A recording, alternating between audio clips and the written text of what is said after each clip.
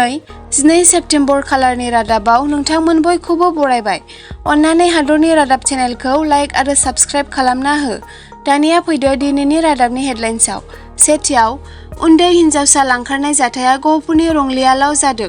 खौरां बायदिब्ला थाखो 9नि सासे 16 बोसोर बैसोनि फरायसाखौ साथाम दुथांफोरा गंसे बलेर' गारियाव दिखांना लांखोमादों। हिन्जावसाया गावनि न'निफ्राय फरायसालिसिम थांबाय थानायाव माहारियारि राजा लामा 15 निफ्राय AS12 AB 8444 नम्बरनि गंसे बलेर' गारियाव गाखोनानै फैनाय साथाम दुथांफोरा हिन्जावसाखौ खावनानै लांदोंमोन।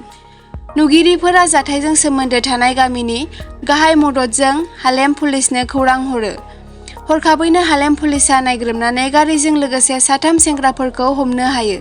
साथाम सेंग्राफोरखौ बिहालिनि, तेलेंगानियानि रुपज्योति दास, सुन्नदा दास आरो मिन्टु दास होनना मिथिनो मोनो। बेफोरनि गेजेराव रुपज्योति दासआ लांखारनाय जाथायनि गुबै नायक होननानै मिथिनो मोनो। बे समावनो हालेम पुलिसा साथाम लांखारग्राफोर आरो भारतारि आयेन खान्थिनि 65/87/1262 BNS नि बेरेखायै हालेम पुलिस थानानि केस नं 65/2024 रेजिस्टार खालामो आरो बिसोरखौ जोबथेसालिनि आवथायाव दैथायहरो। नैथियाव, ट्रेडिं केलेंकारिनि दायनिगिरि माइनाव ब्रह्मखौ पुलिसा बरझार बिरखं गाथोननिफ्राय खानो हाबाय। माइनाव ब्रह्मआ मोनायाव दिल्लीनिफ्राय एयार इन्डियानि बिरखंजों बरझार बिरखं गाथोनाव सौफैदोंमोन। माइनावखौ बरझार आरो बाक्सा पुलिसनि जथाय संदाननायाव हमनो हादों। 100 कौटि रां जाख्ल'नानै खारखोमादों माइनाव ब्रह्मआ। थामथियाव, बुधबारनि मोनायाव सुबुंफोरा नगाव जिल्लानि कसुवा पुलिस थाना ओनसोलनि सिङाव थानाय राजागावआव मोसौ सिखाव फालांगिरिफोरनि बेरेखायै गोख्रोङै सोमावसारो।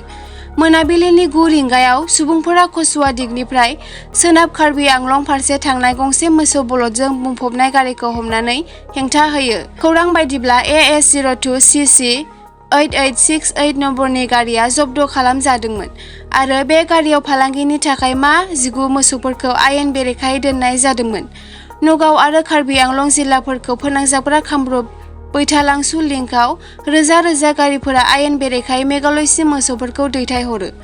खुंथायनि मेगनाव हाद्रि सारनानै बेबादि मोसौ जागायनायनि हाबाफारिजों सुबुंफोरा रागा जोंखांदोंमोन। बेनिखायनो राजागावनि थागिबिफोरा मोसौ रोगाग्रा गंसे गारिखौ होबथानानै हेंथा होदोंमोन आरो पुलिसनो खौरां हरो। बे समावनो जेब्ला पुलिसा गोबाव समनि उनाव सफैयो, अब्ला रायजो राजाफोरा रागा जोंदोंमोन। पुलिसा गोबाव जाब्लाबो मोसौजों बुंफबनाय गारिखौ जब्द खालामो आरो सालायगिरिखौ खायो आरो पुलिस थानायाव लानानै थाङो। सुबुंफोरा जाथायनि थाखाय थार साजा होनो दाबि खालामदों। ब्रैथियाव, जोबनायाव फालांगियारि केलेंकारियाव मुं दोनजानाय फावखुंग्रि सुमि बरा आरो फिसाय बराया STFनि फान्दायनायाव गोग्लैयो। DIG पार्थ सारथि महन्तनि दैदेननायाव डिब्रुगड़आव सुमि तार्किकखौ खानाय जाबाय। Director general of police GP सिंहआ दायनिगिरिनि सावगारिजों लोगोसे बे फोरमायथिखौ ससियेल मिडियायाव फोसावना होयो। सुमि बराखौ डिब्रुगड़ आइजो पुलिस थानायाव दैथायहरनाय जाबाय। फारसेथिं तार्किक बराखौ डिब्रुगड़ सदर पुलिस थानायाव दोननाय जादों। खौरां मोननाय बायदिब्ला सानैखौबो आलादा आलादा सोंथि खालामनाय जागोन। मख'नो गोनांदि अनलाइन ट्रेडिं केलेंकारियाव बिशाल फुकननि उनाव सुमि तार्किकनि मुङाबो फैदोंमोन। बिशालखौ हमनायनि उनाव सुमि बराया गावनि फिसायजों 10 सानसिम खारखोमानानै दंमोन। बुधबाराव सुमिया मोनसे भिडिअनि गेजेरजों ससियेल मिडियायाव हगारना गावखौ पुलिसनो गथायगोन होनना फोरमायदोंमोन। गावखौ गथायगोन होनना मिथिनाय लोगो लोगो पुलिसजों लोगोसे खौरां बिजोङाबो सांग्रां जानानै थादोंमोन।